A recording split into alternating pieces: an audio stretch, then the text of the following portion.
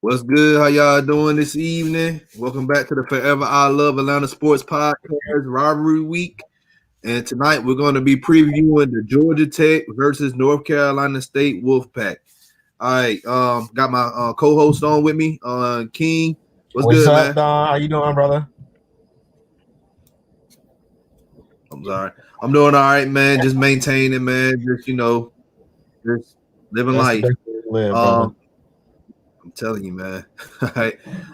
So we brought back last year, in case y'all didn't watch the rivalry week show from last year when we played North Carolina State. I brought back Alec Sawyer. How you doing, man? Let everybody know where they can find you again. Yeah, I'm good. How are you guys?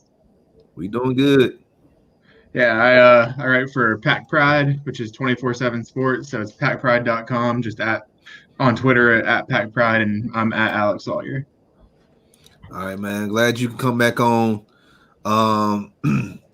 And we have the newest member of Georgia Sports Hospitality Media, content creator. He just got his YouTube channel like a few days ago, and now he's at 30 subscribers. Like this, I feel like his YouTube channel is gonna be booming soon. Because guess what? You can check anywhere on YouTube. There's nobody that's covering Georgia Tech by themselves. Like nobody. There's nobody that's covering Georgia Tech content. This man stepped up and he said, you know what? I'm gonna give it a shot. So please welcome the Lumberjacket. Hey y'all, thanks for having me on. Yes, I am really excited to cover Georgia Tech. What I can bring to the table is, I went to Georgia Tech. I know it well. I'm there for all the home games, and I might not be the greatest football analyst on the planet, but I know what the fans and alumni are saying. All right, appreciate you, man. Thank you for coming on. All right, hey. Everybody out there, if you're new to the channel, you already know what to do. Also, hit that subscribe button. All right, hit that like button. Share this content out with Atlanta Sports Fanatics, and hit us up in the comment section. As always, come holler at your hometown sports podcast. All right, we're gonna go ahead get into the news for the week. What's going on with UGA, King? What's up, brother? So UGA only got one more game left. They will not be in an SEC title game this season. Georgia's the only team in the country with two semifinalists for the Buckus Award, Nakobe Dean and Monty Rice. Ben Cleveland named SEC Offensive Lineman Player of the Week. Hey, man, how you feel about JT Daniels? Is he the answer for UGA? And, of course, we're going to talk about that UGA defense because it didn't step up this year. It wasn't what it was all caked up to be this year. I think JT Daniels for now is good for what they need. You know, probably this weekend going, and then they're gonna be sitting at home. Yeah. To bowl. I don't know what bowl game they're gonna slide into, but they may end up getting the New Year 6. That next year is gonna be kind of weird because they be going into next year. He should be the starter, but I don't know if Brock Vandegrift is going to get him a run for his money in spring. We'll see. But that defense, man, I don't know, man. That's Kirby. He going to have to figure something out, man. He might need to hire him an assistant or something. I know he got hands-on his defense, but he needs somebody that he can bounce ideas off of instead of having a lot of yes men. That's my opinion. Yeah, this was supposed to be a top-tier defense this year, and this defense was supposed to win a lot of games. Especially with the recruits they got. And then JT Daniels, if he's not the starter next year, just proves the point that he's not for UGA, man. Exactly. So we'll just have to wait and see. All right. Georgia Tech. Now they have a red shirt senior, Jalen Camp. He was named to be the Comeback Player of the Year watch list. So that's good for them. Zach Quinery, ACC Offensive Lineman of the Week. Jordan Dominic, ACC Defensive Lineman of the Week. And Jeff Sims, ACC Rookie of the Week. Georgia Tech, we're going to see if they have a quick turnaround after they play North Carolina State. This is their home finale. Well, next week they play their home finale against Pitt. You remember that game was canceled a few weeks ago because of COVID. So I'm really, really, we know Pitt is always that gritty team, that can show up any week. So that game will be played this upcoming, not this Thursday, but next Thursday on the 10th. The Lumberjack, you got anything to say about like the players we just mentioned about getting the accolades for the week? Yeah, I'm not shocked at all. I mean, the offensive line definitely did a lot better than they have been. I said it in my breakdown after the Duke game last week. They looked like they wanted to block for the run. Of course, we've been focusing on trying to get a bigger line. So, I don't know if Zach Quinney stood out to me specifically, but I'm not shocked. Dominic on the D line did. He had a huge play, strip sack fumble in the end zone. Just looked like he got angry at it and just got the ball. Got Tech some points on defense. So I'm glad to see he's getting the recognition. He stepped up and had a big year last year too. So we actually need more defensive linemen to play like Dominic right now. Mm-hmm. Yeah, Dominic's a very good player. He's gonna play in the NFL one day for sure. As far as Sims, I mean, that's a huge storyline. We're watching his development. He's a young guy. Every single week, it's fun to see, okay, can he take a step forward, spinning his passes? Can he get him on target? Of course, it's kind of a question of who's in his face game to game. But this last week, he tucked it and ran it. He was shifty. So, he had a great game. He needs to progress in the passing game, but he can run it for sure. But maybe he'll get better in the passing game if he had maybe some other receivers. He might need some help in that department, and that'll help out a lot with his passing games. I agree. Yeah. Jalen Camp deserves recognition for coming back and being good. But Amarian Brown, one of his favorite go-to receivers and a real speedster, was out this last game. So some other guys caught the ball, but they don't seem, to the naked eye, they don't seem as elite as some of the guys we used to watch at Tech that we're used to seeing, like a Calvin Jones.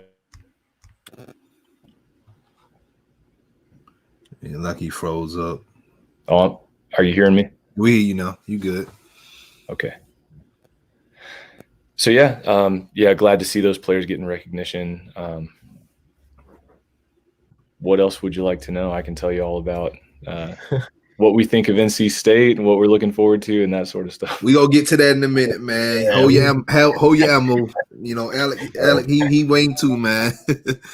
All right, let me get through Georgia State first real quick. Georgia State, Quad Brown is one of the 8 quarterbacks to receive the Manning Award Star of the Week. That's a huge award, especially for a non-Power 5 school player. So he also received the Fresh Fourth nod for being a standout freshman. Brown career high 372 yards and ran the go-ahead touchdown to beat Georgia Southern last week. I really like this kid, man. To me, he remind me of a young Steve McNair. He can't just throw the ball. He can't just run. He can throw the ball too. The man is accurate. Yeah, he is. Like go back, watch his tape. He remind me of a young Steve McNair. That's a kind of a big comparison, comparing him to Steve McNair. Well, right. I can't give him that one. I can't give you that one. I'm just saying, if you go back and look at tape when Steve McNair first got in the league, when he played for the then Houston Oilers, and you didn't really see that much tape when he played at Alcorn State in Mississippi. But you see that, and you look at Quad, how he's playing right now with Georgia State, is very similar. Not even joking. I'm gonna take your word for it, but I'm gonna go watch some tape and talk about this again. But for them to be putting up all those yards like that, though, like State, the offense, they got at one point it was ranked top 10 in scoring offense. But they played Southern. Yeah, but hey, they play other teams too. They play Appalachian State. The Sun Belt. It's not a Power 5 school, but still they got talent. They got talent in those schools. You got Troy. You got Coastal looking good. Coastal, a top 25 team.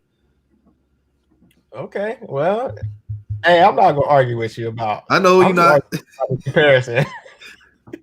I ain't going that far. But I'm gonna watch some tape and we gonna have this conversation again. I'm gonna jump into these Georgia Southern notes. So Logan Wright, was named Georgia Power Play of the Week after rushing for 8 carries, 143 yards, and 2 touchdowns in the loss against Georgia Southern. But that didn't matter because Georgia Southern still fired their offensive coordinator, Bob DeBess. This should be a game for Georgia Southern to win. Florida Atlantic coming off something like a bye. Their last game was postponed to Middle Tennessee. So, how you feel about that, Don? It's at this point, man. It's you never know, man. With Florida Atlantic. So I just feel like Southern, they have to win this Saturday. If they don't win, man, whatever bold hopes they have is going to be diminished. I really feel like this year, just teams that's going to have five wins or whatever, they're going to get them a bowl game because of the pandemic and everything. Yeah. So pretty much everybody going to be bowl worthy. Yeah, except for Michigan. Michigan ain't going nowhere. They don't. Oh man, never mind. Another conversation for another day. Man, if they don't fire Harbaugh, man, I don't know what. Like that's unexcusable for a prestige school like that to have a record like that and then don't even get a bowl. Yeah, like So, but Southern, but far as them letting go their OC, man, that was a long time coming. They should have been did that, in my opinion. But if you're gonna do it when they have a bad game. Don't do it after you just probably had one of the best running games of the year. So it makes the team not look like they know what they're doing. Like, but if Jalen watching this, that pretty much goes to show you that the rivalry between State and Southern is real. Yeah, that's true. That is true. You just got fired after you just lost the State. Yeah, the rivalry is real. Yeah, that's true. That makes I agree with you there. Scores for the past week: Georgia State beat Georgia Southern 30-24. Tech beat Duke 56-33, and UGA beat South Carolina 45-16. You got the upcoming games: UGA versus Vandy at 4 p.m. on the SEC Network. Georgia Southern versus Florida Atlantic at 6 p.m. on ESPN Plus. And then you got Georgia State season is over. Georgia Tech versus N.C. State at 4 p.m. on the ACC Network. And that leads us to the guest. How y'all doing? Good. It's grilling time. It's grilling time. Real tense. All right. So these teams have met 30 times. All right. Tech holds a record of 20-10. Now, we know NC State is, pretty much a basketball school, but hey, get them their respect in football because they did produce some good college football players too. Phillip Rivers went there. A lot of people don't remember, but Bill Cowher, he went there as well. So I forgot who else went there. Who else went to NC State? Russell Wilson, but he don't claim it. Yeah, but he went. He transferred to Wisconsin though. We'll claim Russell Wilson. Well, I can tell you what Tech fans think. I think when NC State comes up, or anybody who is located in the southern United States, but they're in the Atlantic Division, and we only play them once every 6 years, you get Tech fans talking about ACC realignment, right? People get all worked up about why do we have divisions that are split, splitting teams that are basically in the same region, while meanwhile we're playing teams way further away from us annually. I think we'd like to see a team like NC State annually. I don't know how NC State fans feel about that, but 30 times all-time meeting is just not very much for two teams that aren't that far apart. I think divisional realignment is something that NC State fans are also going to jump on, just if anything, to get away from Clemson. Get away from Clemson and Florida State every year. Not that Florida State recently has been a threat, but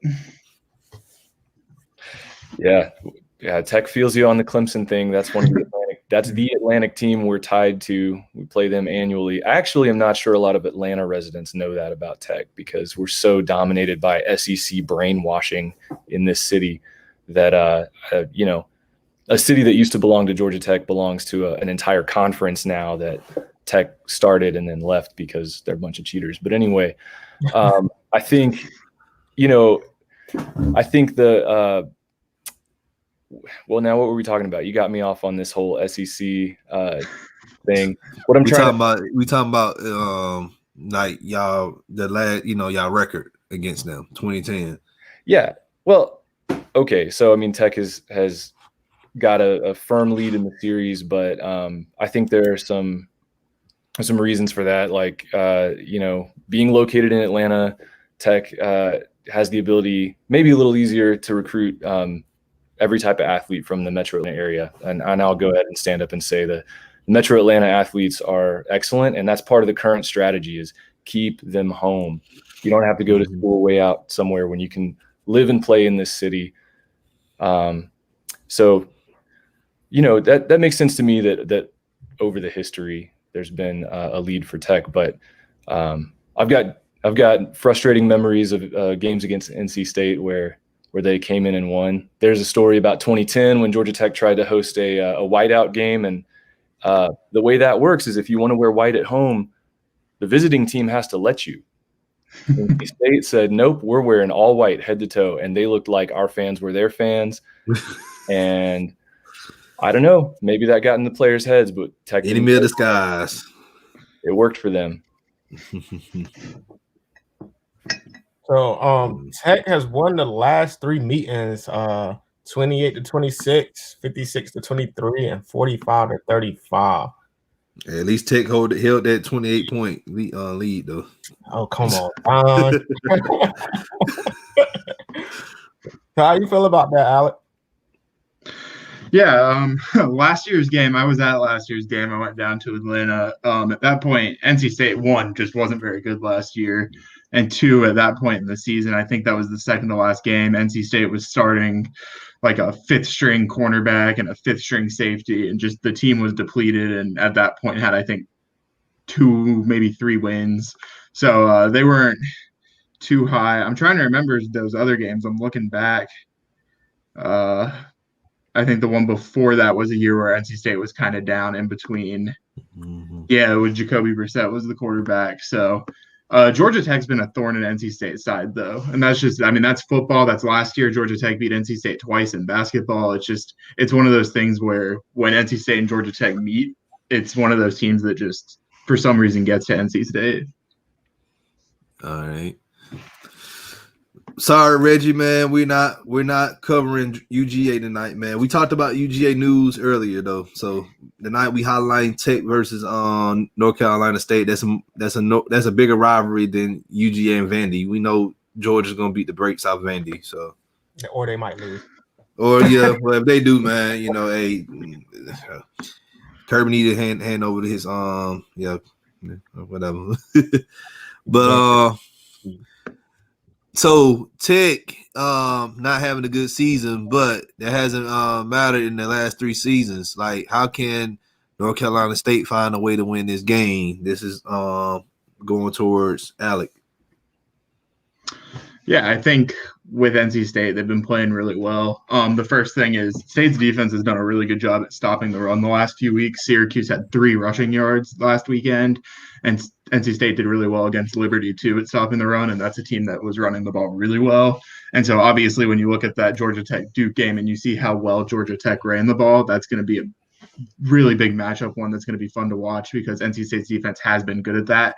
So if NC State can stop the run, they'll obviously be in a pretty good spot. And then offensively for NC State, it's just honestly running the ball yourselves, letting Bailey Hockman, who has been a starting quarterback, was the backup quarterback, is the starting quarterback again. He's had some good games. He struggled last week. So if he can bring it in a little bit. Or he struggled last week in the first half, did really well in the second half. So if he can take that second half and continue to kind of build on that, because he's been kind of up and down. So if he's good, not turning the ball over, and NC State can stop the run, I think NC State probably should win this game.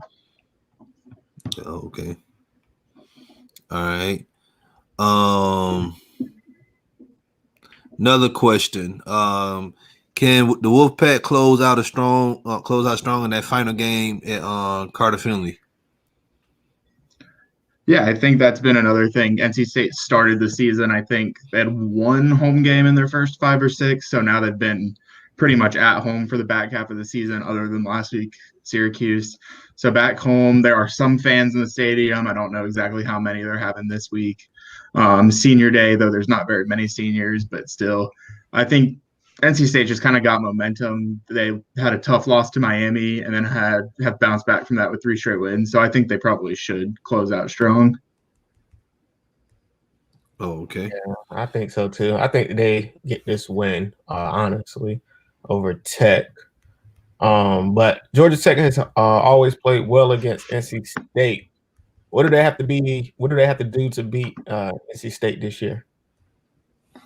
Yeah, honestly, I'm looking at the same things that they did against Duke. If the O-line can continue to just by late in the game be imposing their will, making some room for the running backs. The running back room is full of talented guys. I mean, you saw people like Dante Smith just kind of burst onto the scene and be able to close the game out with big runs. You give him any space, he's gone, and I'm not sure people knew that. So anyway, the running game, again, I do think, defenses will prepare for it. So I think we also are going to have to find some touch on the pass. I think Sims is going to have to find some targets kind of all over the field. It can't just be Jalen Camp or a deep ball to Amarian Brown if he's back. I'm not sure whether he is. Defense, the thing that stood out last week was havoc rate. And if you look at some of the advanced stats articles on GT, they hadn't been doing that all season. So can the defensive line continue to stay a factor? I think that will only help. And then kind of my third thing, this is kind of a dark horse factor in all this, would be continued improvement on special teams. Special teams, if you've watched Tech this year, has been, outside of how far a guy like Harvin can punt the ball, special teams has been kind of an adventure. And we need kickoff return coverage to improve. You see the teams avoiding field goals. We'll go for 4th and long if we're across midfield by even an inch, because we don't want to have to kick that field goal. So we'll kind of see how that goes. That may only be solved by getting a better place kicker. I'm not sure. Yeah. On the flip side of that, NC State has capitalized on some special team plays. They won some games off special team plays. If you want to talk about those, Alec. Yeah, definitely. Special teams have been a really big strength, and it's something Dave Doran's talked about just time and time again. You look at the Liberty game, NC State blocked a field goal. Liberty had a field goal to win the game. NC State blocked it. NC State's also blocked 2 punts this year, 3 punts this year. All 3 of those field goals were blocked, or 3 of those kicks were blocked by the same player, Levi Jones, who's a USC transfer. And then on top of that, State's run a kickoff back for a touchdown. Thayer Thomas is a really good punt returner. He's one of those guys that takes it back for 10 to 15 yards, it seems like, almost every punt. So special teams have been really good. That's been a strength all year. Against Syracuse, though, it wasn't a strength. Syracuse did run a touchdown back. It was the first kick that had been run back against NC State past the 35-yard line all year, and they took it all the way. But special teams has been quite the strength for NC State so far. All right, Lumberjacket. Last week against Duke, Tech had a total of 523 yards. 377 of those yards were rushing. How can the Yellow Jackets repeat that performance against the Wolfpack? Yeah, good question. I think a lot of those yards came from Jeff Sims under pressure when he had to scramble. Now, he's good at that, but how sustainable is that for a young quarterback against an ACC defense?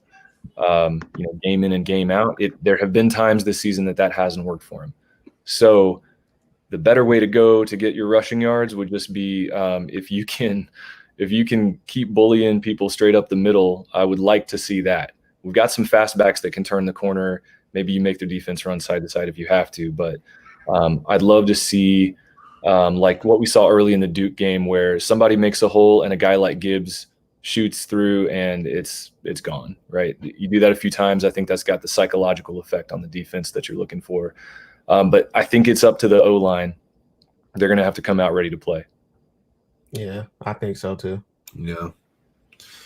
Yeah, because I'm going to be honest with you. Like, Duke's defensive line is different from North Carolina State's defensive line. Like, they ain't finna put up no 377 yards on the ground this week. Like, it's good to be optimistic as a fan, you know, and especially as a content creator. I would like to see that performance again, but, you know, let's just be real with ourselves. It's not going to happen. So, all right. Well, let's get to the predictions of the show.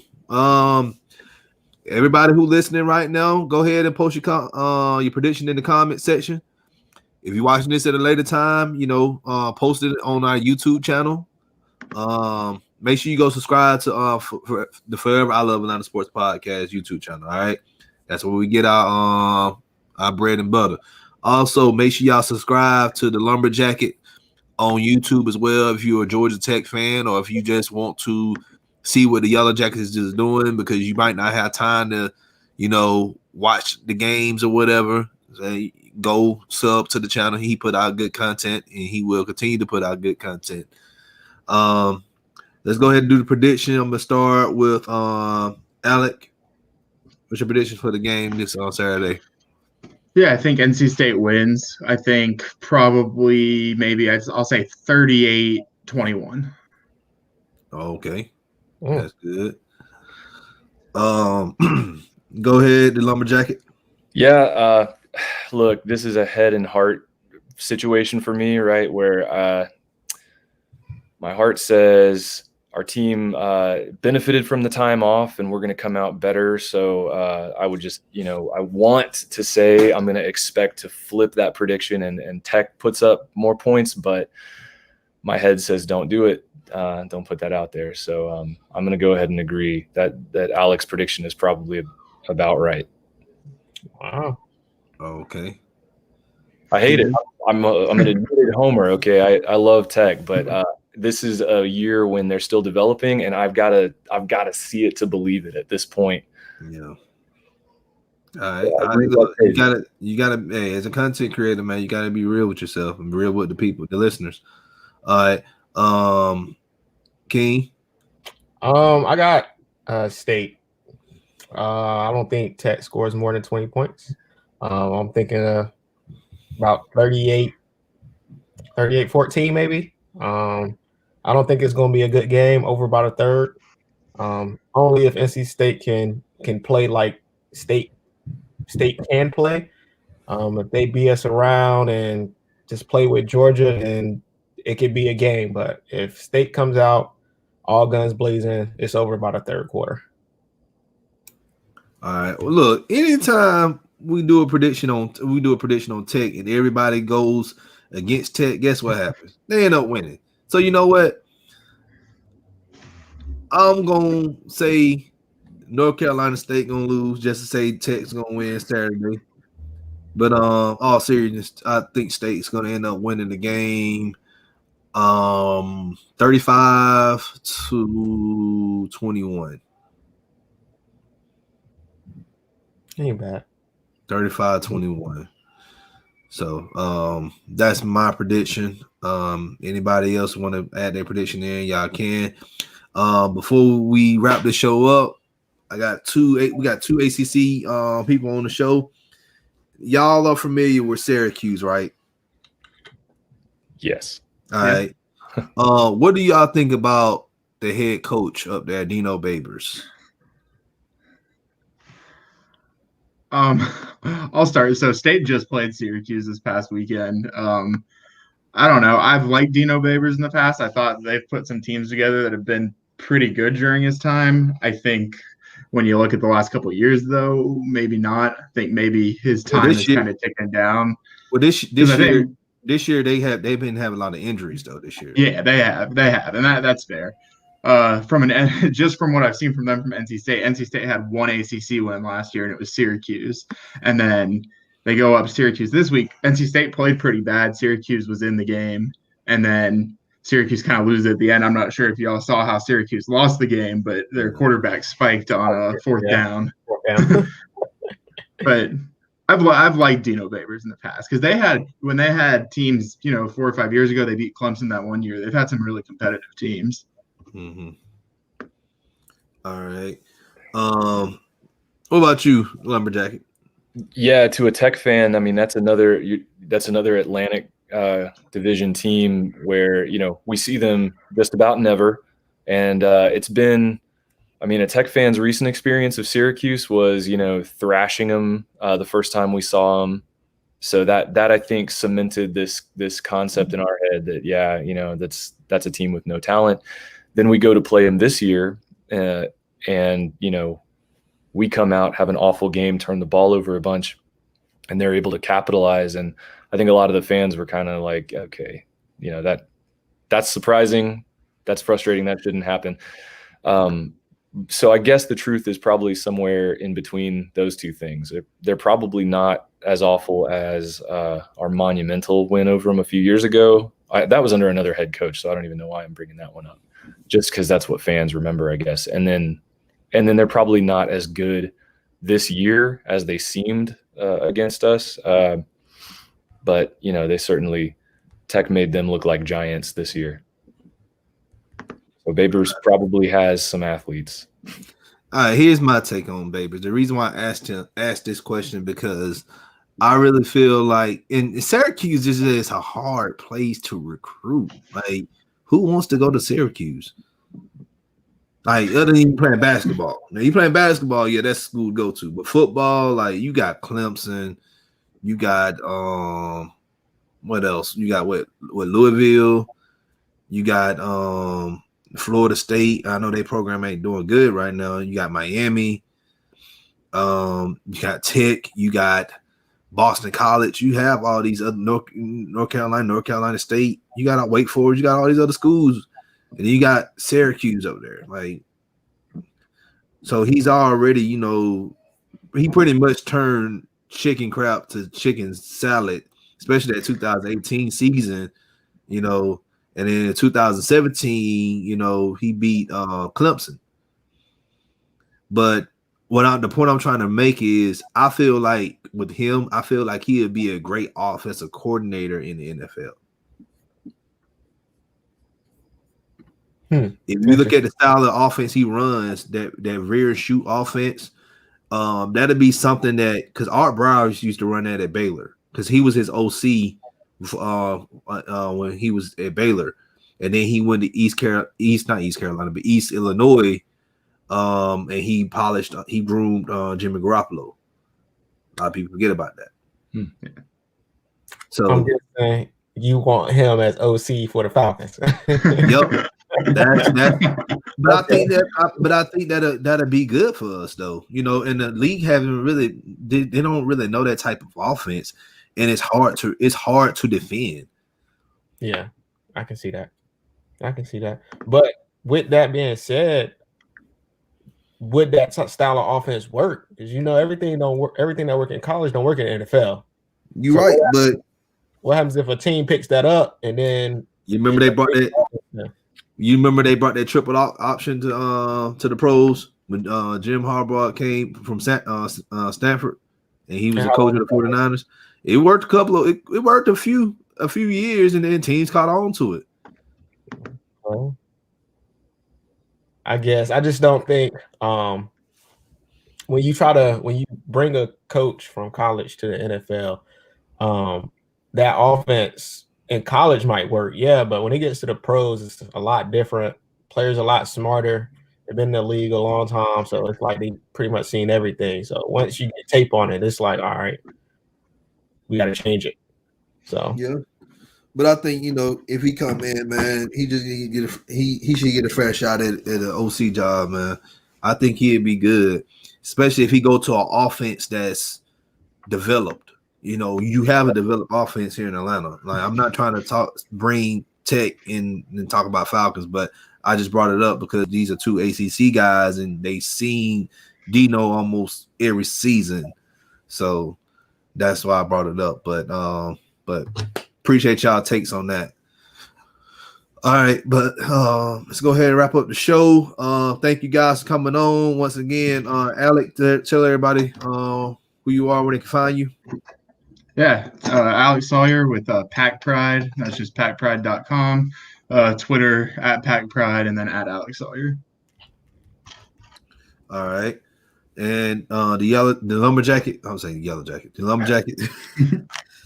Yeah, thanks for chopping it up with me, y'all. You can find me at the Lumberjacket on Twitter, and the YouTube channel is Techwood Takes, and I'm going to be bringing you more of a fan perspective and reactions to things, and maybe some crazy ideas here and there, which is another thing I'm sort of known for.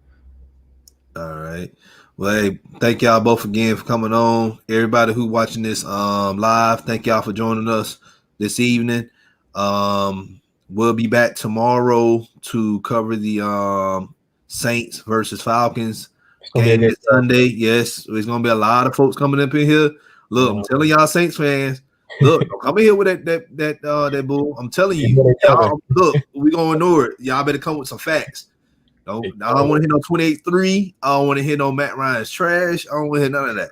We need to be talking to Falcon fans. They need to show up. Falcons fans, y'all need to show up too. Y'all sit up here and swear y'all bleed red and black. Y'all better be bleeding red and black coming on this live tomorrow and representing, being loud and proud. Because because I already know the Saints fan, they already said they coming. Yes, they are coming. They deep. They deep. They rolling. They are coming. So y'all better show up, and we need to show them that we are the best fan base in the NFL. Yeah. Big facts on that. Big facts on that, Don. Exactly. So we'll be back tomorrow for that. But hey, if you're new to the channel, you already know what to do. Hit that subscribe button. Also hit that like button. Share this content out with other Atlanta sports fanatics. And hit us up in the comment section. As always, come holla at your hometown sports podcast. This is the Done with my co-host King. Y'all have a great evening. And we'll see you guys tomorrow. Yes. Don't forget. It's tomorrow. Don't forget to wear your mask, you guys. Be safe out there. Love yourself always. Exactly. Tell them boys play time's up. Tell them put the house on me. They can put the house on me. Tell them put the house on me. Tell them boys play time's up. Tell them put the house on me. They can put the house on me. Tell them put the house on me. Tell them boys play time's up. Tell them put the house on me. They can put the house on me. Tell them put the house on me. Tell them boys play time's up. Tell them put the house on me. They can put the house on me. Tell them put the house on me.